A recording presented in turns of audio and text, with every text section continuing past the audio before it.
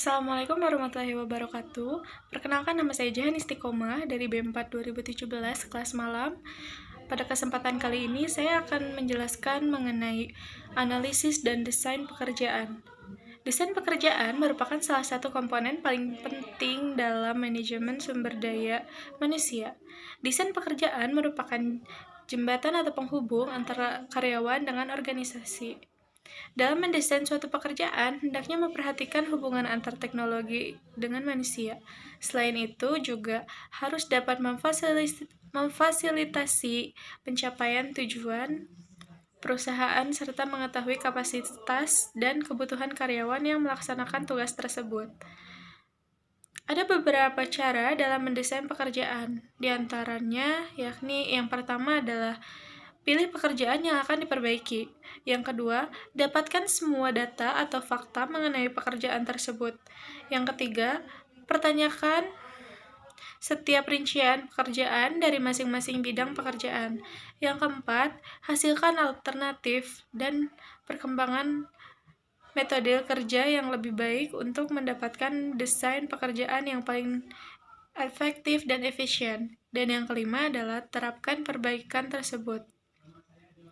Tujuan dari desain pekerjaan adalah untuk mengatur pekerjaan-pekerjaan yang dibutuhkan organisasi, peralatan-peralatan dan hubungan sosial, serta perilaku. Dengan adanya desain pekerjaan, setiap karyawan akan mengetahui dengan jelas pekerjaan serta tanggung jawab yang ia terima sejak awal memulai pekerjaan. Analisis pekerjaan merupakan tahapan lanjutan setelah sebuah perusahaan atau organisasi selesai mendesain sebuah pekerjaan. Analisis pekerjaan merupakan studi sistematis mengenai tugas, kewajiban dan tanggung jawab dari suatu pekerjaan, pengetahuan, kemampuan, serta keahlian yang dibutuhkan untuk mengerjakan suatu pekerjaan.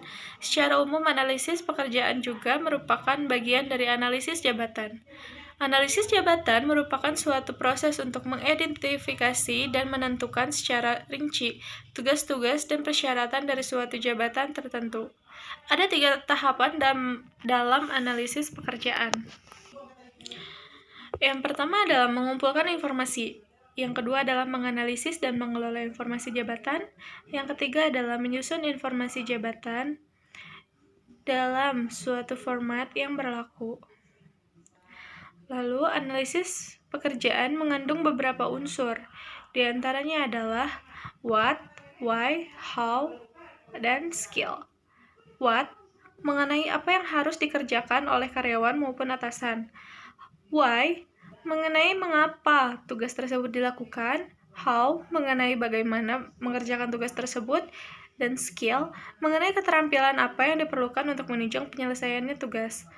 Analisis pekerjaan mempunyai manfaat dalam suatu perusahaan maupun organisasi, yaitu yang pertama adalah analisis susunan kepegawaian atau informasi pekerjaan. Yang kedua adalah desain organisasi, menganalisis elemen, menyusun posisi organisasi.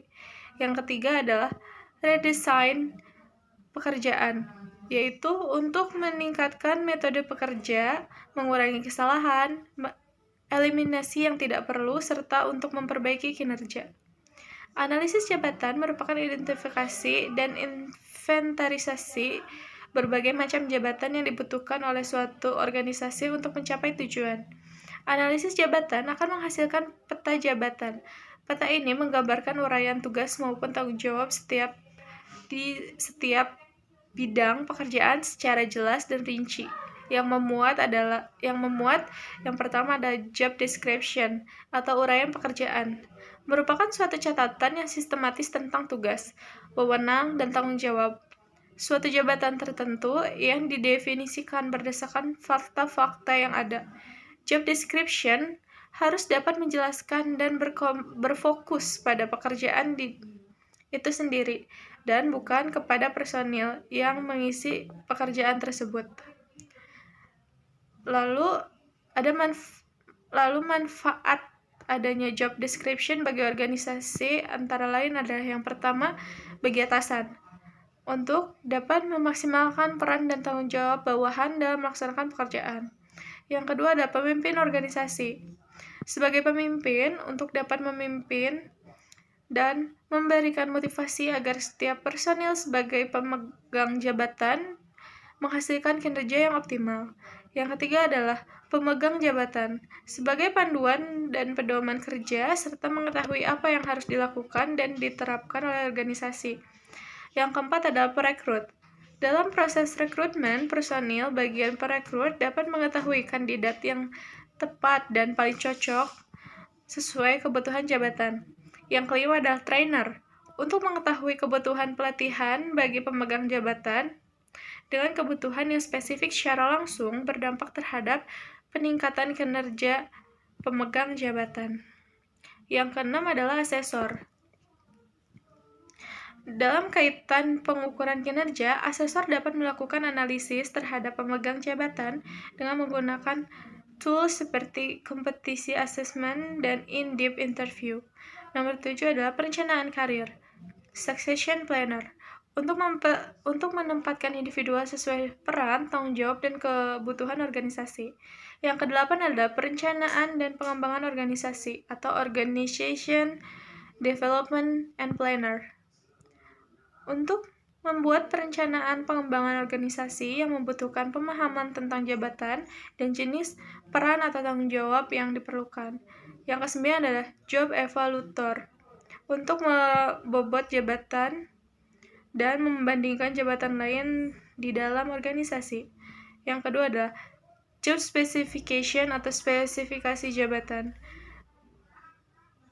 Dengan adanya job description dan job specification, maka pelaksanakan organisasi semakin jelas aturan mainnya. Siapa yang berkompeten untuk menduduki suatu jabatan, apa yang menjadi tanggung jawabnya, serta struktur tersebut, serta tugas-tugas apa yang harus dikerjakan. Semua telah terinci dengan jelas yang pada akhirnya akan memudahkan karyawan dalam menjalankan tugasnya, serta karyawan diharapkan dapat bekerja secara profesional dan ahli dalam masing-masing bidangnya. Lalu, mengenai perencanaan sumber daya manusia, adalah proses analisis dan identifikasi yang dilakukan organisasi terhadap kebutuhan akan sumber daya manusia, sehingga organisasi tersebut dapat menentukan langkah yang harus diambil guna mencapai tujuannya. Selain itu, pentingnya diadakan perencanaan sumber daya manusia ialah organisasi akan memiliki gambaran yang jelas akan masa depan serta mampu mengantisipasi kekurangan kualitas tenaga kerja yang diperlukan. Terdapat beberapa syarat untuk membuat sebuah perencanaan SDM yang baik, yakni yang pertama ialah harus mengetahui secara jelas masalah yang direncanakannya. Yang kedua, harus mengumpulkan dan menganalisis informasi tentang SDM dalam organisasi tersebut secara lengkap. Yang ketiga, mempunyai pengalaman luas tentang analisis pekerjaan atau job analysis, kondisi organisasi, dan persediaan SDM. Yang keempat, harus mampu membaca situasi SDM saat ini dan masa mendatang. Yang kelima, mampu memperkirakan peningkatan SDM dan teknologi masa depan. Yang keenam, mengetahui secara luas peraturan dan kebijakan pemerintah, khususnya yang menyangkut tenaga kerja. Untuk sebuah perencanaan SDM yang baik, diperlukan tahapan-tahapan atau langkah dasar yang harus ditempuh. Yang pertama, mampu menetapkan secara jelas kualitas dan kuantitas SDM. Yang kedua, mengumpulkan data dan informasi yang lengkap mengenai SDM. Yang ketiga, mengelompokkan dan informasi tersebut kemudian menganalisisnya. Yang keempat, menetapkan beberapa alternatif yang kira-kira sanggup ditempuh. Yang kelima, memilih alternatif terbaik dan berbagai alternatif yang ada. Yang keenam, menginformasikan rencana terpilih kepada para karyawan agar direalisasikan. Secara garis besar, proses perencanaan SDM terdiri dari 3 tahapan penting, yakni yang tahap pertama ialah peramalan terkait penambahan atau pengurangan tenaga kerja. Tahap kedua, penentuan tujuan dan perencanaan strategis.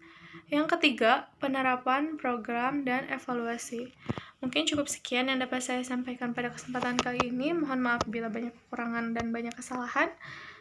Assalamualaikum warahmatullahi wabarakatuh.